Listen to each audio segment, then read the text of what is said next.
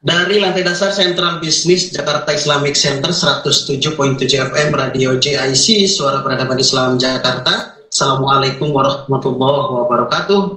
Mitra JIC, alhamdulillahirrahmanirrahim. Senang saya Andi Umar hadir kembali menyapa mitra semua. Semoga di awal pekan ini kita beraktivitas sangat luar biasa. Harapan kita Allah senantiasa ridho dengan segala aktivitas kita hari ini. Mitra yang tentunya banyak rencana sudah akan siap segera dihadirkan dalam sebuah aplikasi tentunya ya.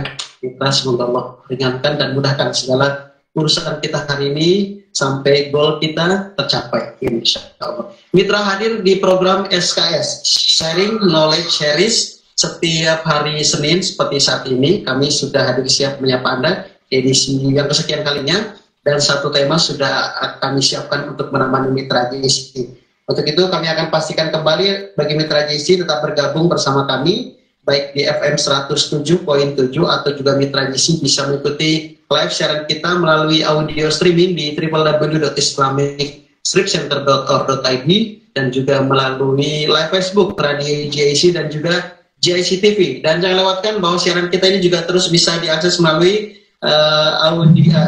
YouTube ya, channel YouTube kita di JIC TV. Begitu biar kemanfaatannya semakin melebar, meluas kemanfaatannya. Anda bantu kami untuk subscribe, like, komen, dan share. Sekali lagi harapannya semoga semakin meluas kemanfaatan siaran kita seperti siaran kita hari ini. Sudah hadir kedua narasumber kita yang akan berbincang menjadi rekan bincang kita hari ini. Di studio hadir Kepala Subdivisi Pendidikan dan Pelatihan Jakarta Islamic Center, Kandidat Dr. Gina Uswatun Hasanah SOC MM, dan yang bergabung via Zoom bareng kita ada Kandidat Dr. Joko Rianto STMM yang merupakan praktisi telekomunikasi dari PT Telkomsel Jakarta dan juga merupakan pimpinan dari Yayasan Pendidikan Islam An-Nur Gelora. Keduanya akan bergabung bersama kita sampai nanti di 60 menit ke depan. Baik mitra, sebelum kita masuk diskusi dengan tema tentang disrupsi komunikasi dan dunia era digital dalam pandangan Islam, kita akan sapa kedua narasumber serta beberapa partisipan perwakilan yang sudah hadir di studio kami dan juga melalui partisipan via Zoom sudah hadir. Ada kan sapa yang di studio samping kiri Anda ada Bu Rina. Assalamualaikum. Waalaikumsalam warahmatullahi wabarakatuh. Alhamdulillah, Bu Rina apa kabar? Baik, alhamdulillah baik. Terima kasih sudah di studio. Ya. Dan hari ini tentu harinya Bu Rina kan setiap hari Senin di setengah aktivitas kesibukannya meluangkan untuk kami dan Juk Mitra JIC ingin tahu perkembangan terus dunia pendidikan dan pelatihan tentunya Bu Rina. Di ujung sana ada Pak Joko Rianto, Andi Akram Musapa Pak Ruri. Assalamualaikum Pak Ruri, apa kabar? Waalaikumsalam warahmatullahi wabarakatuh. Kabar Pak Ruri sehat ya? Alhamdulillah sehat Mas. Iya, saya suka dengan pujinya Pak Rudi. Nah, luar biasa. Pak Rudi juga terima kasih waktunya sudah hadir bersama kita di tengah sibuknya.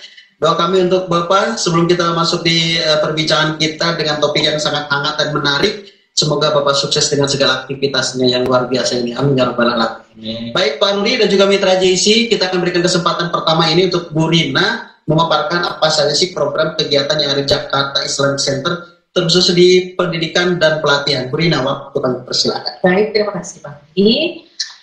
Bismillahirrahmanirrahim. Assalamualaikum warahmatullahi wabarakatuh. Alhamdulillahirabbil alamin. Assalatu wassalamu ala asrofil anbiya'i wal mursalin wa ala alihi washabihi ajmain.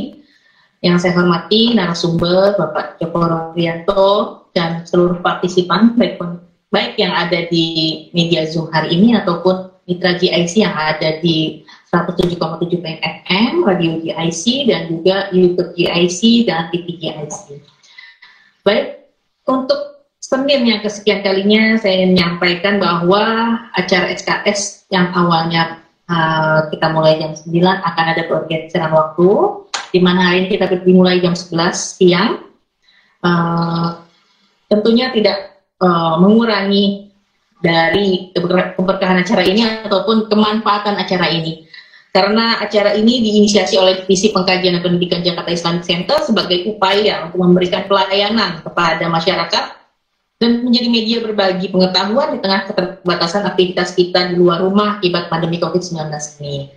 Jadi mengawali sambutan saya pada siang hari ini, ingin mengangkat sebuah hadis Nabi yang menyebutkan bahwa idza matal insan in qata'a amalu ila min salasah. Ketika seorang manusia itu meninggal dunia, maka ada 3 hal yang tidak terputus darinya, yaitu mel sedekah jariyah atau min ilmin yuntafa'u bi aw waladin shalih yad'ulahu. Jadi untuk SKS hari ini saya mengambil yang ilmu yuntafa'u bi. Jadi 3 hal itu adalah sedekah jariyah, ilmu yang bermanfaat, kemudian juga anak soleh yang mendoakan. Untuk acara SKS ini kita berharap Jakarta Islamic Center bisa memberikan berbagi pengetahuan, ilmu yang bermanfaat sehingga itu tidak akan terputus sampai nanti hari kiamat, sampai kita sudah tidak ada di dunia ini. Baik, sebagaimana visi misi JIC adalah menjadi pusat peradaban Islam, maka tema-tema yang akan kami berikan adalah tema-tema aktual, komprehensif, yang sesuai dengan kebutuhan masyarakat saat ini. Untuk itu kami berusaha memberikan materi seperti hari ini, yaitu membahas tentang dunia era digital dalam pandangan Islam. Jadi bagaimana Islam menghadapi dunia era digital seperti saat ini, di zaman 4.0, di zaman buka dan sebagainya. Untuk itu saya akan langsung menyerahkan acara ini kepada Bapak Dr. Kandidat Joko Rurianto STMM yang memang sudah expert di bidang era perdigitalan. Seperti itu ya Pak Joko Rurianto. Terima kasih Bu. Kami serahkan kepada host kami Bang Andi. Demikian dari saya. Assalamualaikum warahmatullahi wabarakatuh. Waalaikumsalam warahmatullahi wabarakatuh. Bu Dina, terima kasih sudah memberikan opening speech untuk kita, untuk dialog kita hari ini. Dan pastinya Mitra JIC semakin penasaran akan apa diskusi kita seiring dengan harapan Jakarta Islamic Center dari pengkajian dan pendidikan yang sudah digagas melalui program SKS, Sharing Knowledge Series. Bersama pakar telekomunikasi hari ini juga merupakan praktisi telekomunikasi dari PT Telkomsel Jakarta. Sedikit tadi sampaikan profil narasumber kita bahwa hari ini selain beliau sebagai pimpinan dari Yayasan Pendidikan Islam An-Nur Blora, beliau juga merupakan praktisi telekomunikasi di PT Telkomsel Jakarta. Hari ini jenjang pendidikan yang telah beliau tempuh untuk S1, S2-nya di Telkom University, S1-nya Telecommunication Engineering di 2009, S2-nya Marketing Management 2017, dan untuk S3-nya Doktor Business Management 2018. IPB ya, di IPB untuk S3-nya. Baik, kita akan langsung sapa Kandidat Dr. Joko Rurianto STMM untuk menyapa kita dengan bahasan tentang disrupsi komunikasi dan dunia era digital dalam pandangan Islam seperti apa. Pak Ruri. Ya. Baik, sudah tergabung bersama kami dan ini saatnya Pak Ruri memberikan pandangan tentang materi yang sangat menarik yang pasti juga sangat dinanti oleh Mitra JIC ini Pak Ruri. Silakan Pak Ruri. Oke, saya coba tunjukkan slide presentasi yang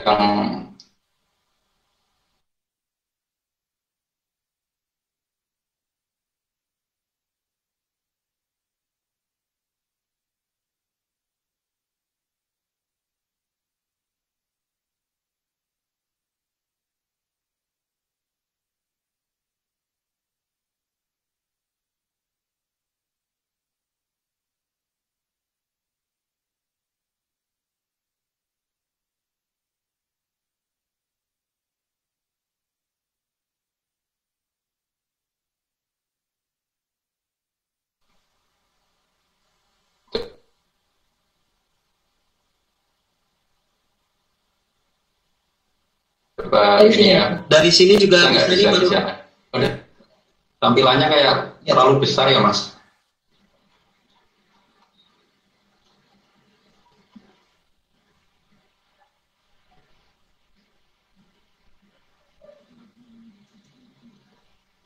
Apa dari sini aja Mas? Dari saya coba. Silakan Pak Ruri.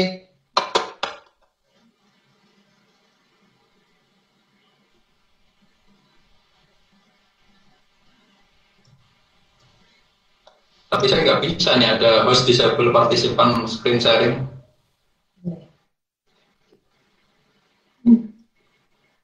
Yang nge-share harus hostnya ya, saya nggak bisa nge-share nih.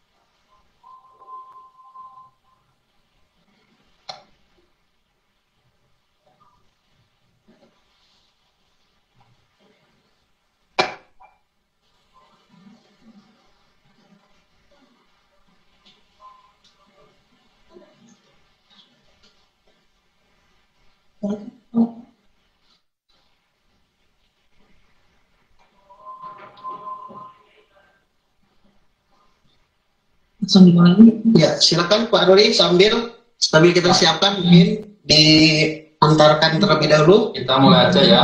Ya, silakan Pak Ruli. Oke, assalamualaikum warahmatullahi wabarakatuh, teman-teman mitra JIC yang saya cintai dan saya banggakan semuanya.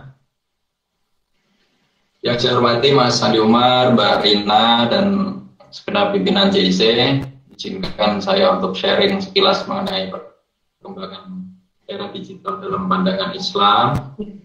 Jadi saya mulai dengan perkembangan tren digital di Indonesia. Di Indonesia saat ini itu posisinya kita sudah populasinya 272 juta penduduk dan persebaran digitalnya sangat masif karena hampir semua orang di Indonesia itu sekarang menggunakan handset ya, menggunakan handphone untuk aktivitas sehari-harinya. Nah, data yang cukup menarik saya dapatkan dari VR Sosial bahwa rata-rata orang Indonesia menggunakan handphone itu sehari bisa hampir 8 jam untuk aktivitas di internetnya sendiri, hampir 8 jam. Jadi katakanlah dari 24 jam waktu kita, itu 30%-nya itu dipakai untuk beraktivitas dengan handphone, di mana ini merupakan angka yang cukup tinggi, bahkan mungkin tertinggi di angka katakanlah di ASEAN atau di Asia, karena memang tekstur penduduk kita saat ini paling banyak memang di usia muda, dan usia muda paling banyak memang sering menggunakan handphone, katakanlah seperti itu.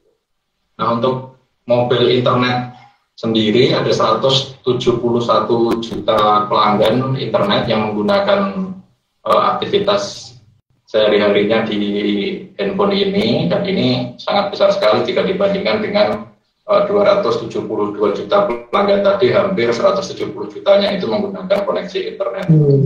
Untuk pada saat mereka mengakses internet, itu ada banyak sekali situs-situs yang dikunjungi oleh kita istilahnya masyarakat aja lah ya, kita kunjungi masyarakat tadi, dan paling banyak itu ternyata adalah saat mereka mengakses google.com, itu bisa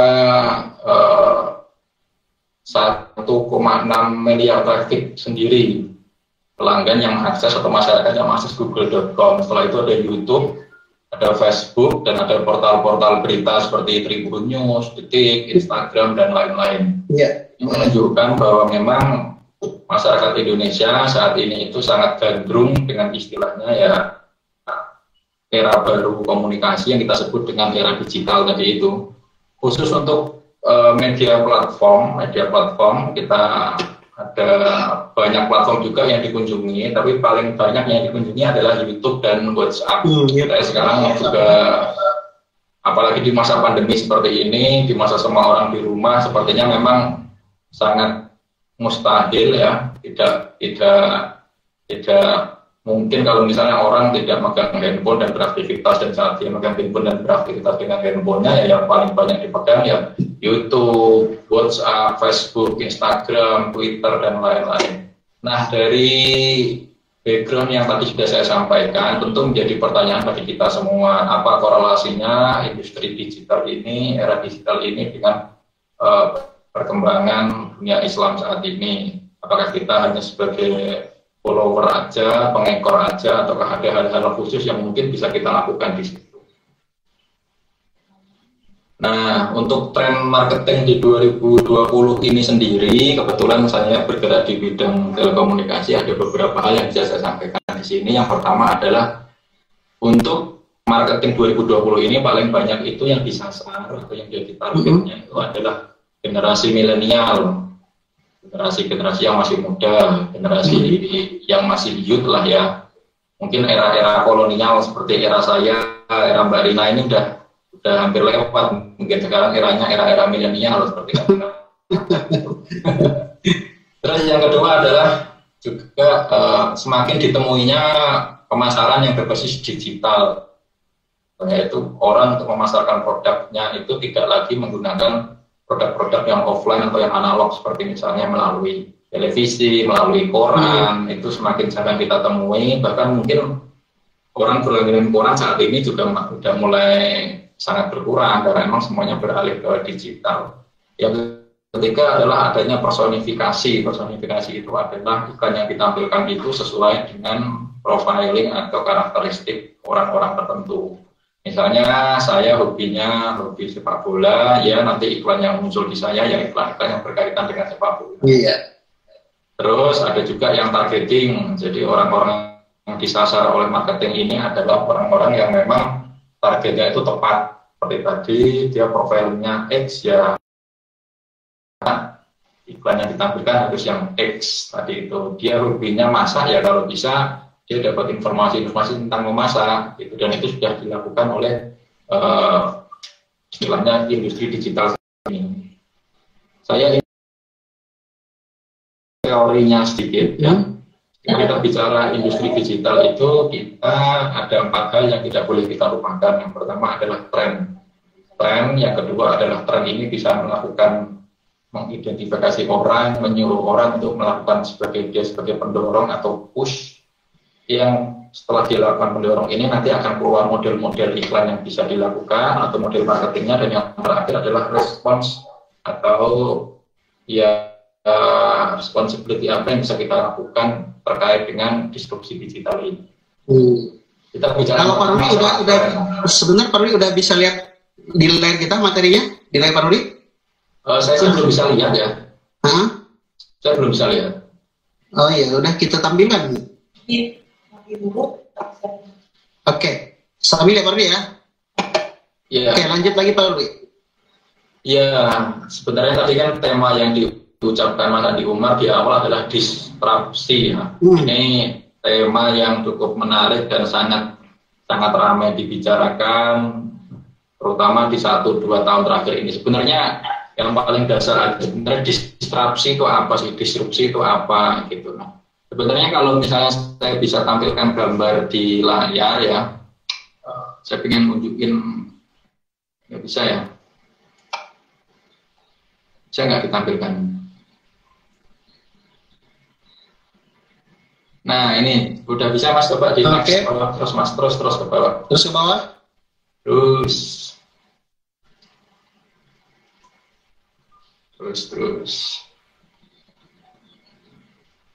Mas. Nah ini kita sampai di sini tadi. Perubahan apa sih makna disrupsi? Jadi disrupsi itu kalau misalnya di gambar saya ini bisa dilihat dia itu gambar sebelumnya Mas. Sebelumnya ya. Nah di sini, jadi kalau misalnya kita lihat di sini apa sih disrupsi? Disrupsi ini ya seperti misalnya kita punya segerombolan burung atau segerombolan pesawat yang mau terbang menuju ke Jakarta semuanya. Tapi ada satu pesawat yang unik nih, dia nggak mau terbang bareng-bareng ke Jakarta, dia malah melipir ke Bandung misalnya. Jadi itulah sebenarnya esensi atau makna dari disrupsi. Jadi disrupsi itu ya sesuatu yang merusak tatanan, sesuatu yang tipenya itu mengacaukan, yaitu anti mainstream, radikal, berbeda. Jadi kalau orang sukanya kopi ya dia malah sukanya minum teh sendiri, katakanlah kayak gitu. Jadi paling unik lah katakanlah disrupsi ini membuat tatanan menjadi tidak teratur, katakanlah kayak gitu. Oke, next. Nah, perubahan disrupsi ini sendiri sebenarnya menggunakan pengertian begini. Jadi sebenarnya dia bisa mengancam atau mematikan tatanan yang sudah ada, karena memang dengan disrupsi ini tatanan yang sudah stabil tadi itu menjadi kocar-kacir. Nah, itulah industri digital saat ini, di mana katakanlah semuanya sudah stabil, orang pagi-pagi pasti beli koran, minum kopi. Iya. Nah, dengan adanya digital ini semuanya menjadi berubah, menjadi kocar-kacir seperti itu. Itulah yang esensi dari disruptif. Oke, next. Nah, dulu kalau misalnya kita ambil orang ingin melakukan kegiatan fotografi, dulu pada saat fotografi pertama dilakukan, alatnya besar sekali, kemudian berkembang menjadi kamera portable, berkembang menjadi kamera SDR, berkembang menjadi kamera yang lebih bagus. Itu tapi dulu, kalau sekarang orang pengen ngambil foto ya tinggal ngambil dari handphone, nggak usah repot-repot datang ke Afdruk foto ke istilahnya ke tempat dia melakukan abstrak foto, nggak usah, dari handphonenya tinggal di print, dikirimkan langsung lewat WA ke teman-temannya bisa. Ini salah satu contoh disrupsi di bidang fotografi. Next. Nah, kita ambil lagi contoh di bidang audio. Dulu kalau misalnya orang mau dengerin musik lewat radio, kemudian dia beralih ke kaset, kaset beralih ke Walkman kemudian beralih ke portable lain. Nah sekarang udah nggak perlu lagi, kita tinggal akses ada portal tersendiri, misalnya Spotify, misalnya YouTube. Parli ngalamin nggak? Ngalamin, kita sendiri juga dulu masih ngalamin ya. Kaset gitu, belum kaset, pasti semuanya pernah ngalamin ya, Mas Andi. Sekarang dengan Bu Rina seperti yang Pak ya. Jadi inilah yang disebut disrupsi di era audio ya. Coba kita lihat lagi contoh-contoh berikutnya. Ini yang video nih ya. Ya. Ini mitra yang video nih Pak. Nah ini di video nih yang paling kentara banget. Ya dulu orang beli DVD, orang beli CD, kemudian disambungin ke TV, orang bisa beli kasetnya ya. Kalau sekarang udah nggak perlu, kita tinggal buka YouTube. Kayaknya nggak ada di sini tiap hari yang orang nggak buka YouTube. Pasti tiap orang pasti sekarang buka YouTube. Nonton juga sekarang ada di Netflix. Udah nggak perlu lagi. Semuanya udah beralih, udah ke distrak semua istilahnya. Next. Nah ini menarik juga nih Pak. Yang tadi saya sampaikan koran tadi. Iya. Setiap pagi dulu saya masih ingat orang tua kita di rumah pasti sedia Kompas, sedia koran buat dibaca pagi-pagi dengan ditemani kopi. Sekarang kayaknya udah nggak perlu seperti itu. Iya, ya? Jadi nggak harus jam 7 pagi datang menjual koran, jam 5 pagi pada waktu kita subuh pun buka detik.com juga udah ada berita di situ. Iya. Buka portal apapun udah ada berita. Jadi inilah yang disebut dengan tatanan digital yang memang merusak dalam tanda positif ya, tapi ya merusak tatanan yang sudah mature, katakanlah kayak gitu. Oke, next. Nah, orang dulu kalau misalnya bikin produksi film atau video harus melibatkan banyak kru. Betul. Ya, ada yang bagian dia ngambil gambar, ada yang bagian editing, ada yang bagian dia bawa lampu, ada yang bagian bawa skrip. Nah, sekarang nggak perlu. Dengan handphone sendiri, dengan alat-alat yang sederhana, orang bisa bikin video sendiri, diupload di YouTube, viewernya banyak, uangnya kumpul. Nah, inilah yang disebut dengan yang tadi itu, semuanya serba terdisrupt ya dengan adanya era digital ini. Oke, next. Nah, berikutnya setelah tadi kita bicara tren digital saat ini seperti apa, sekarang saya akan coba sampaikan sebenarnya apa sih yang menjadi pendorong tren-tren digital saat ini. Kita lihat di slide berikutnya. Ya, silakan Mas, diteruskan. Next. Nah, sebenarnya apa sih penyebab disrupsi ini? Nah, inilah penyebabnya. Yang pertama itu ada perkembangan yang sangat cepat. Ya. Perkembangan yang sangat cepat di industri sendiri ya. Jadi yang pertama dulu orang mengenal analog ya, komunikasi via analog. Kemudian ada gelombang industri pertama ya, dengan adanya digital dan produktivitas pabrik-pabrik ya. Kemudian adanya perkembangan kedua yaitu internet. Dengan adanya internet ini semuanya menjadi berubah ya, orang mendapatkan informasi menjadi lebih cepat. Kemudian datangnya informasi juga lebih masif gitu, nggak harus terpaku atau tergantung oleh industri yang koran tadi itu. Nah, kemudian datang lagi gelombang ketiga yaitu sosial media. Semua pernah mengalami ketagihan main Friendster kalau dulu. Ada Facebook, ada Pen, semuanya beralih semuanya. Dan sekarang yang terakhir adalah gelombang keempat industri ini adalah gelombang mobile, di mana semuanya sekarang menggunakan mobil, dari orang mau tidur sampai tidur lagi menggunakan mobil. Orang lebih takut ketinggalan handphone daripada ketinggalan dompet, bahkan ketinggalan istri. Saya kira kalau ketinggalan istri biasa aja, tapi kalau ketinggalan handphone kayaknya gimana gitu. Sesuatu ya. Betul sekali. Oke, next. Next, Mas. Nah, inilah yang tadi saya sampaikan, gelombang disrupsi digital, ya. Kemudian milenial dan Gen Z atau generasi anak muda ini sangat connected terhadap mobile, karena tadi kita sudah sampaikan trennya seperti apa, kemudian pendorongnya itu adalah gelombang-gelombang tadi itu, gelombang analog, kemudian gelombang sosial media, kemudian terakhir adalah gelombang mobile. Jadi, sekarang kita bicara mobile, dan anak-anak muda, youth, milenial, usia-usia anak-anak kita ini Mas Andi Umar, bukan yang kolonial kayak kita lagi, ini semuanya sangat keranjingan dengan yang namanya mobile. Mereka lebih takut paket datanya habis dan nggak ada internet daripada takut nggak makan.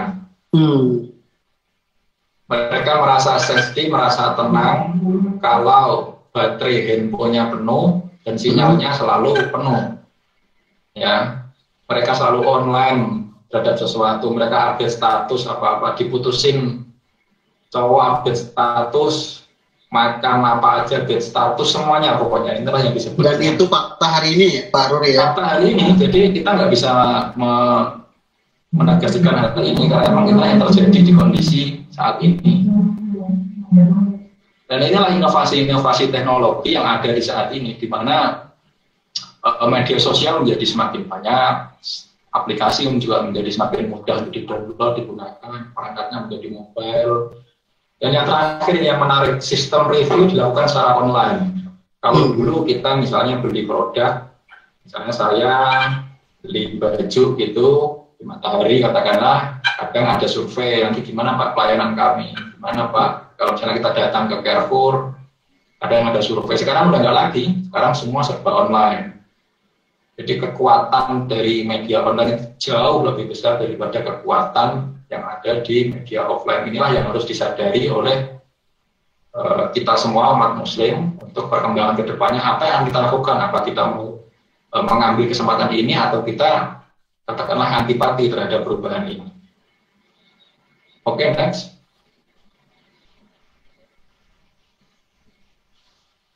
Nah, dulu kalau kita misalnya lihat TV ya, lihat TV gitu di ruangan duduk, semuanya pasif, semuanya konsentrasi ke TV semua kan. Ya. Sekarang kita lihat TV, lihat tata di TV, saya megang handphone, istri megang handphone, anak megang handphone, pembantu megang handphone, semuanya aktif sendiri-sendiri dengan handphonenya. Jadi layar pertama yang mereka lihat bukan TV-nya, layar pertama yang mereka lihat adalah handphone ini. Jadi inilah yang sekarang dilihat menjadi the first screen, kalau istilah saya ya, the first screen dimanapun, anywhere, bagi konsumen atau masyarakat, dan inilah yang harus jadi perhatian kita semua.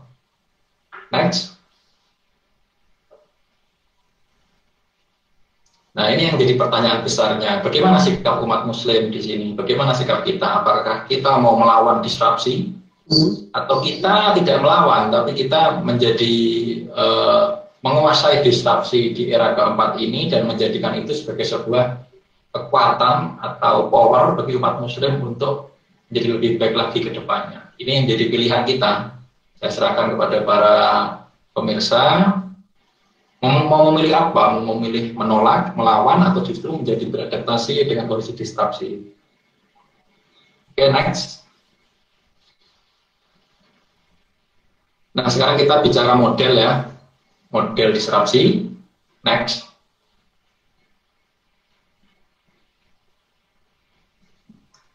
Nah, ini adalah bicara model jaringan komunikasinya. Jadi kita ada 3 model. Yang pertama ada centralized, hanya ada satu titik, ya semua konsen ke titik itu. Kemudian ada decentralized, beberapa titik di daerah, dan yang terakhir adalah distributed. Tidak ada titik sumber, semua jadi sumber. Inilah realitas yang ada di saat ini. Jadi tidak ada satu sumber yang utama di era digital ini. Semuanya bisa menjadi sumber, semuanya bisa menjadi poin sentralnya, baik itu dari masyarakatnya maupun dari portal beritanya, semua menjadi sumber. Ini harus kita hadapi dan harus kita istilahnya cari solusi bersama, gimana solusinya nanti. Oke, next.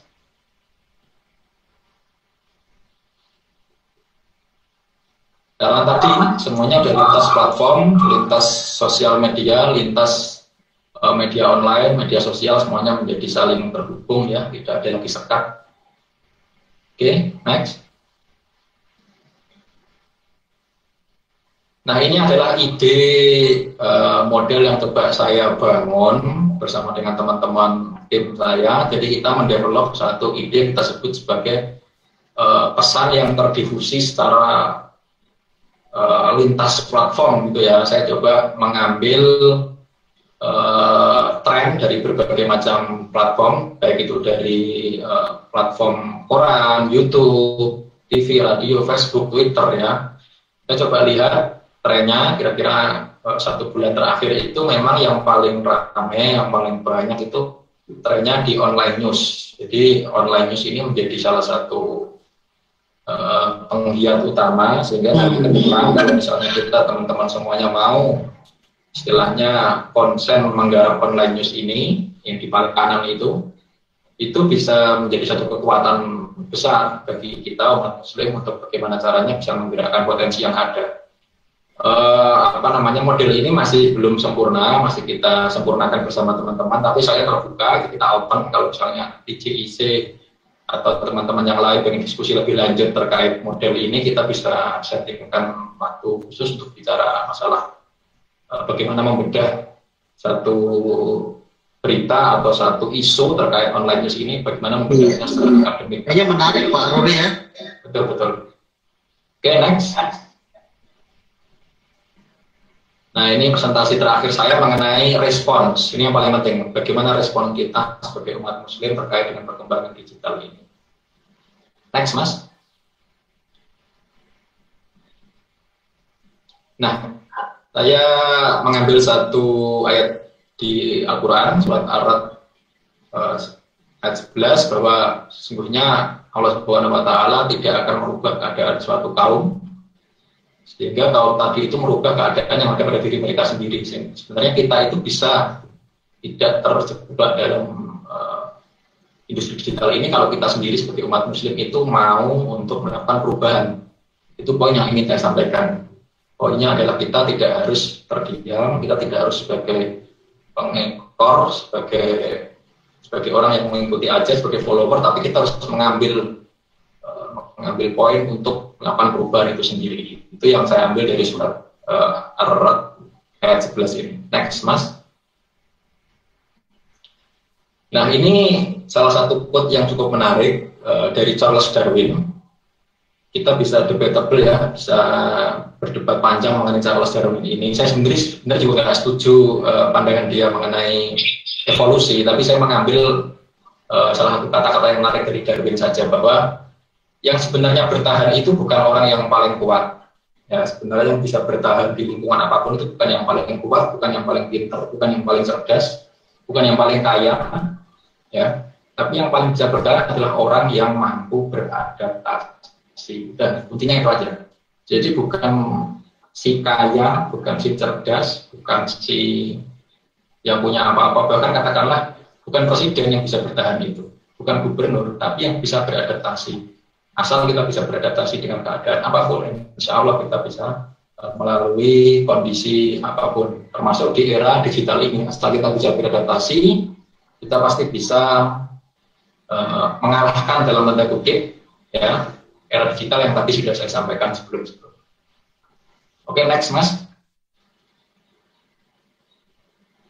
Nah, apa yang harus dilakukan? Sebenarnya semuanya ini tergantung dari banyak faktor. Saya coba ngambil dari pendekatan yang saya gambarkan di sini. Jadi orang-orangnya apa sih yang harus kita lakukan sebenarnya? Yang pertama adalah para dai, para ulama itu juga harus membuka diri terhadap perkembangan digital.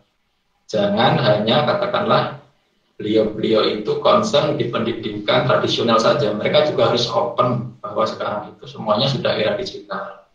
Dan saya lihat di masa pandemi ini banyak sekali ustadz-ustadz, ulama-ulama yang sudah mulai concern terhadap hal itu. Mereka sudah mulai membuka diri untuk katakanlah kajian secara online. Itu sudah mulai banyak dilakukan dan itu merupakan satu hal yang positif saya lihat. Yang kedua adalah orang-orang di pusat dan di daerah harus bersama bareng nih, orang-orang muslim yang ada di kota-kota besar dan di desa-desa harus mulai terintegrasi. Jangan sampai apa yang dilakukan umat-umat muslim di kota besar, pembahasan apa itu yang di daerah malah nggak ngikutin gitu. Dan yang terakhir tentu kita harus melibatkan para milenial, para anak-anak muda, para youth, para orang-orang yang masih energik untuk terlibat dalam hal ini. Asal kita beri batasan-batasan atau koridor-koridor. Misalnya untuk menyelenggarakan kajian ini kita ambil tema yang memberikan spirit pada mereka, memberikan semangat pada mereka. Tapi misalnya kita kasih koridor, batasan-batasan tertentu yang tetap sesuai dengan kaidah-kaidah yang ada. Nah, prosesnya tadi ada centralized, decentralized, distributed, sama literasi media. Kita harus juga open terhadap perkembangan-perkembangan media berita yang ada. Kita harus mulai saring semua berita, kita pilah-pilah mana berita yang memang pantas untuk kita teruskan, apa yang tidak bisa kita teruskan karena belum terbukti atau belum teruji kebenarannya, katakanlah itu. Kemudian untuk teknologi kita juga harus mulai masuk ke berbagai macam media online, media sosial. Kita harus masuk umat muslim ke Facebook, ke Twitter, Instagram, ke Line, ke semuanya harus kita masuk ke situ. Kemudian kita juga harus terbiasa untuk main secara video, audio, dan gambar. Kita juga harus terbiasa untuk main di industri-industri seperti misalnya YouTube, Facebook Live, Spotify, dan lain-lain. Nah, yang terakhir ini, umat muslim juga harus mulai terjun ke industri big data untuk bisa menggarap isu-isu apa sih yang strategik sekarang ini. Misalnya sekarang isunya ini lagi isu yang ramai, katakanlah isu corona. Umat muslim ini bisa ngambil apa dari corona ini? Apa yang bisa kita garap?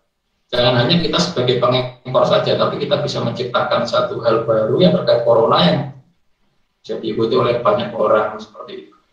Dan yang terakhir adalah ada database informasi di MUI. Nah, ini yang saya sebenarnya pengen kalau misalnya JIC bisa buka ruang diskusi dengan katakanlah MUI, dengan ormas-ormas yang lebih besar, misalnya NU, Muhammadiyah, kita bisa diskusi untuk garap bareng bagaimana masalah database jamaah ini tentu menjadi lebih baik lagi, sehingga outputnya nanti bisa tersinkronisasi seperti itu. Oke, next.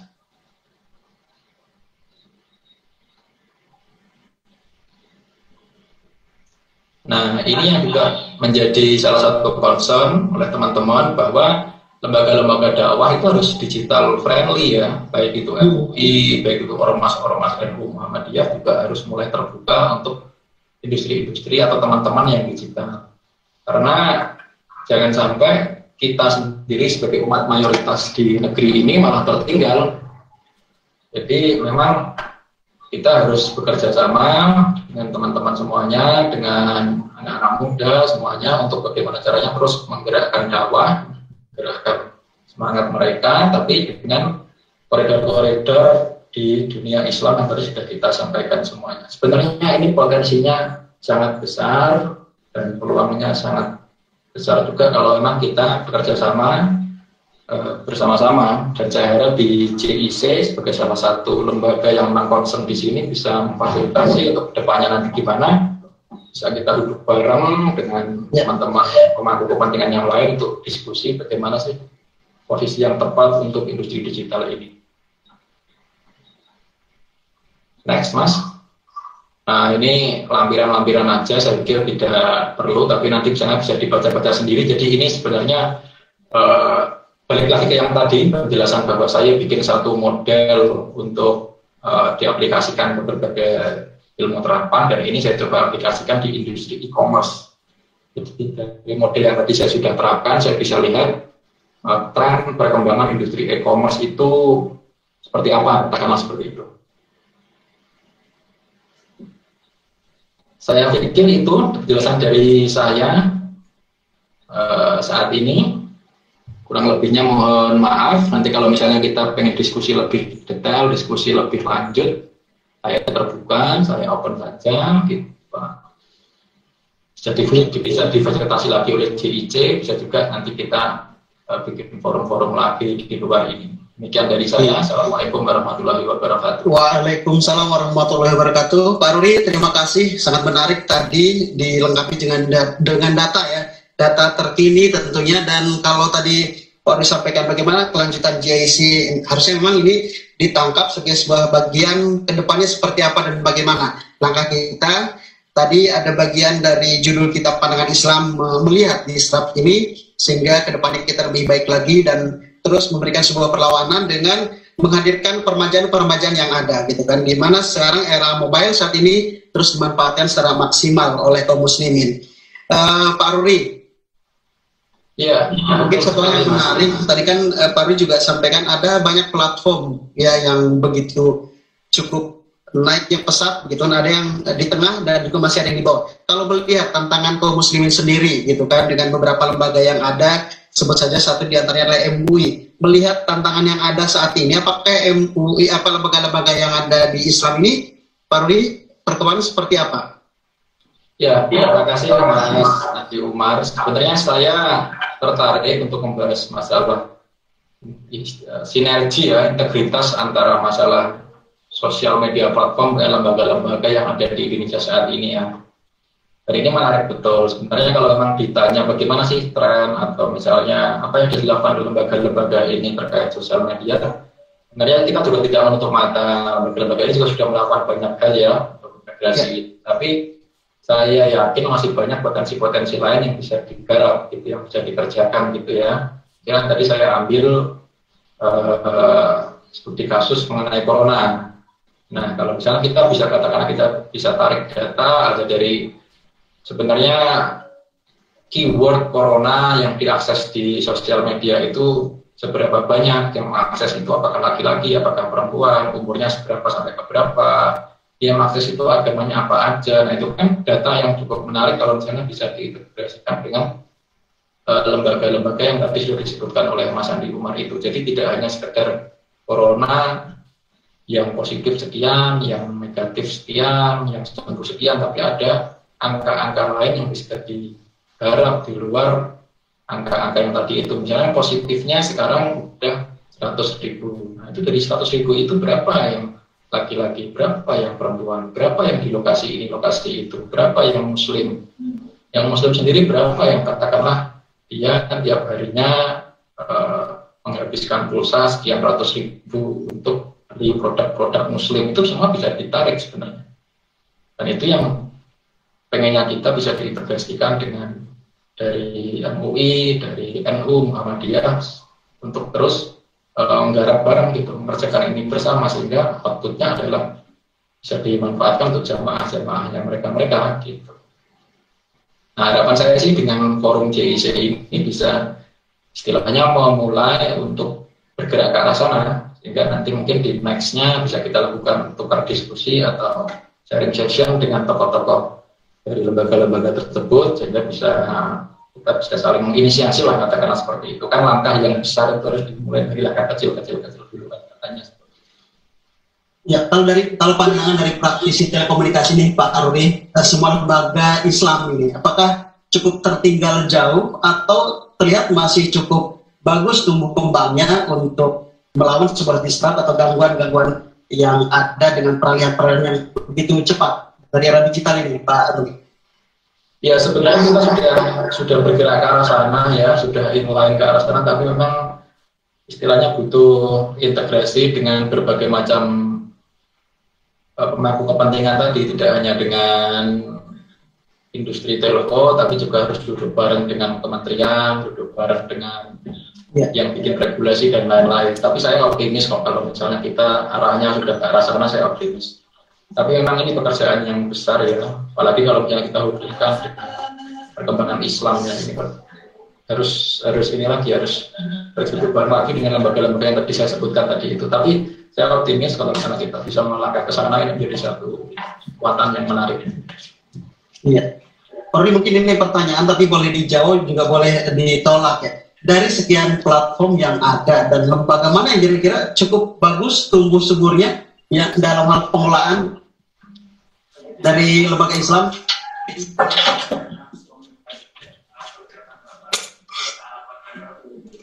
Gimana Pak Robi? Bisa ditangkap?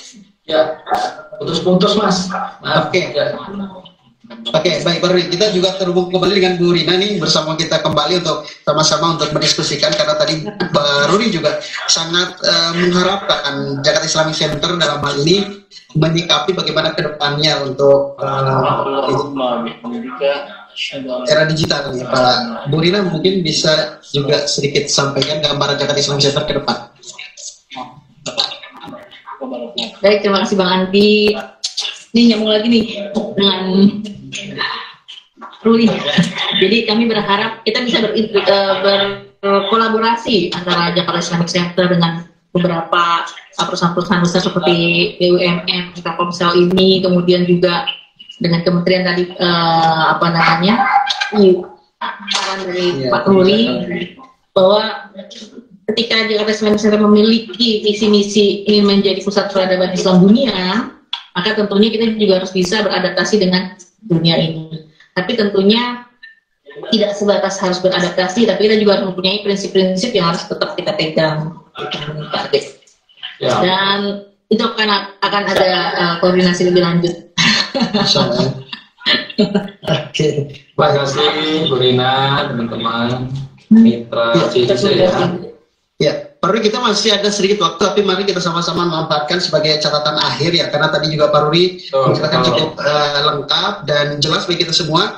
Tinggal ke depan seperti apa, pelajaran berharga seperti apa, agar kita benar-benar bisa memberikan satu permajaan, kalau saya bahasakan terjemahannya, memanfaatkan sebuah perkembangan agar segala perkembangan yang hari ini kita tidak terasa terganggu, tapi kita benar-benar memanfaatkan kemajuan dari era digital yang ada. Beri pesan buat kita semua dan seluruh kaum muslimin, lembaga manapun yang sekarang sedang mengelola digitalnya begitu, agar lebih baik lagi dan bisa setara dengan yang lain mungkin, Pak Rubi. Iya.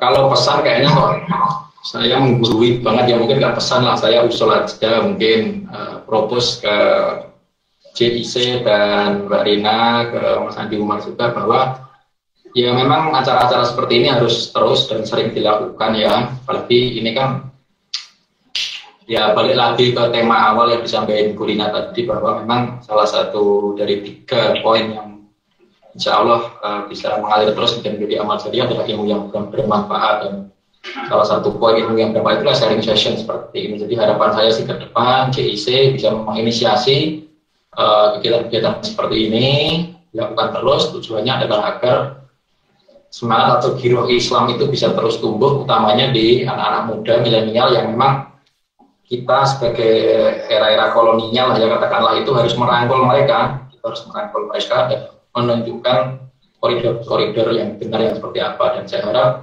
JIC dengan visi misinya, dengan spiritnya bisa terus tumbuh dan terus menggalakkan acara-acara yang positif seperti ini. Kalau misalnya diundang lagi saya siap, kalau misalnya teman-teman pengen diskusi lebih lanjut lagi ya saya siap-siap aja, tidak ada masalah, karena sangat positif.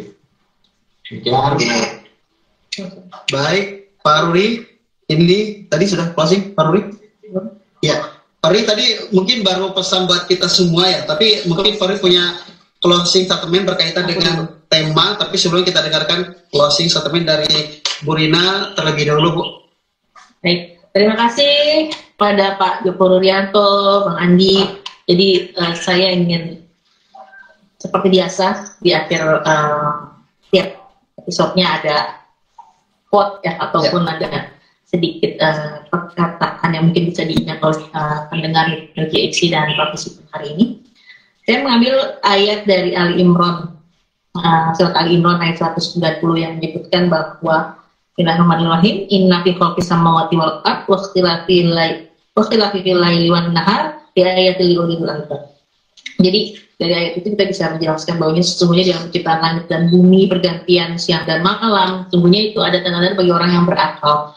Artinya apa? Setiap perubahan tentunya orang-orang yang berakal bisa ataupun seharusnya bisa beradaptasi dengan tadi saya bilang memiliki prinsip-prinsip yang tidak keluar dari syariat. Seperti itu mungkin closing statement dari saya. Selanjutnya boleh dari narasumber kita Pak Joko Nuryanto. Iya, Pak Ruri silakan. Iya, closing statement saya pertama mengucapkan terima kasih sudah diundang di acara JIC ini, dan saya harapkan acara-acara ini bisa terus dan diadakan untuk terus memberikan inspirasi lah ya, inspirasi bagi anak-anak muda. Kalau Mbak Rina tadi ngambil quote dari bahasa Arab, nah saya pengen mengambil quote dari bahasa Jawa. Saya Sunda nanti Pak, tenang. Nah, ini bahasa Sundanya dari Mas Abdullah, jadi biasa.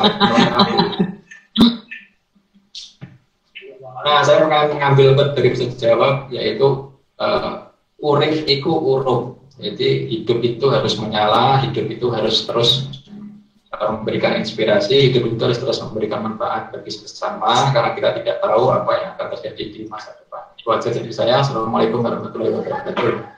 Waalaikumsalam warahmatullahi wabarakatuh. Pak Ruri, terima kasih waktunya dan materi sudah disampaikan untuk kita hari ini, dan juga Bu Rina, terima kasih waktunya. Sama Mbak Ade. Sukses untuk Jakarta Islamic Center.